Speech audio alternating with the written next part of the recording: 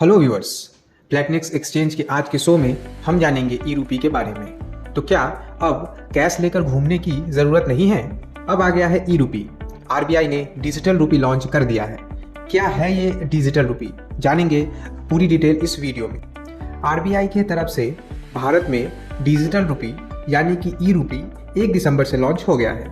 अब कैश रखने की ज़रूरत नहीं है, लेकिन सवाल ये है कि कैश का यूज़ तो ऐसे भी हम बहुत कम करते थे। हम लोग यूपीआई पेमेंट जैसे कि गूगल पे, फ़ोन पे, पेटीएम का इस्तेमाल करते थे। तो अब ये ई रूपी क्या है, इसको कहाँ यूज़ करना है, कैसे यूज़ हो सकता है, क्या यूपीआई पेमेंट से ही पेमेंट हो सकती है, ऐसे ही बहुत सारे सवालों का जवाब ढूंढने की कोशिश करेंगे। आज की इस वीडियो में सबसे पहला सवाल है कि डिजिटल ई रूपी क्या है। ई रूपी या डिजिटल रूपी एक डिजिटल करेंसी की तरह काम करेगा और सीबीडीसी यानी central bank of digital currency भी कहा जाता है। ये इंडियन करेंसी का डिजिटल स्वरूप है।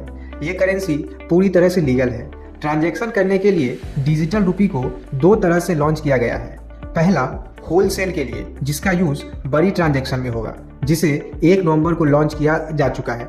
और दूसरा रिटेल ट्रांजैक्शन, यानी जिसमें आप और हम छोटी छोटी ट्रांजैक्शन कर सकेंगे, जिसको 1 दिसंबर को लॉन्च किया जा चुका है। अभी सिर्फ इसकी टेस्टिंग चल रही है। इसे अभी कुछ गिनी चुनी जगह पे ही लॉन्च किया जाएगा। वहाँ सक्सेस होने के बाद ही डिजिटल रूपी को सभी जगह पर लॉन्च करने का प्लान हो सकता है। ई रूपी का ट्रांजैक्शन सिर्फ डिजिटल ही होगा।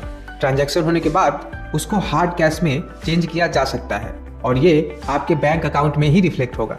जैसे कि अभी हमने आपको बताया कि पायलट प्रोजेक्ट में रोल किया गया है, तो अभी सबसे पहले मुंबई, दिल्ली, बेंगलोर और भुवनेश्वर में रोल आउट किया गया है। और ऐसा भी नहीं है कि सभी बैंक शुरू से ही इसके रोल आउट में इंक्लूडेड होंगे। अभी के लिए सिर्फ SBI, ICICI bank, yes bank, IDFC bank ही इंक्लूडेड है। एक बारी सक्सेस होने के बाद ही डिजिटल मनी को बाकी सिटी में जैसे कि अहमदाबाद, गैंगटॉक, गुवाहाटी, हैदराबाद, इंदौर, कोच्चि, लखनऊ, पटना, शिमला में इंट्रोड्यूस किया जाएगा। अब सवाल यह उठता है कि इसका फ़ायदा क्या है। डिजिटल अर्थव्यवस्था को और मजबूत करने में डिजिटल रूपी काफ़ी हेल्पफुल साबित होगा। तो इससे लोगों को पॉकेट में कैश रखने की कोई ज़रूरत नहीं रहेगी। मोबाइल वॉलेट की तरह इससे पेमेंट करने में सुविधा होगी। इंटरनेशनल मनी ट्रांसफर के चार्जेस में भी सिग्निफिकेंस रिडक्शन आएगा।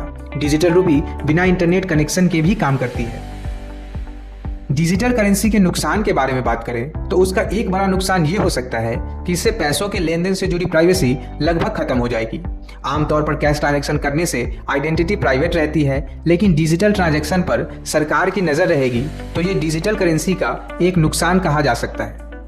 आई होप आपको इस वीडियो के थ्रू डिजिटल करेंसी के बारे में बहुत कुछ सीखने को मिला होगा। ऐसे ही और रोचक जानकारियों के लिए बने रहिए प्लेटनेक्स एक्सचेंज के साथ। Thank you for watching.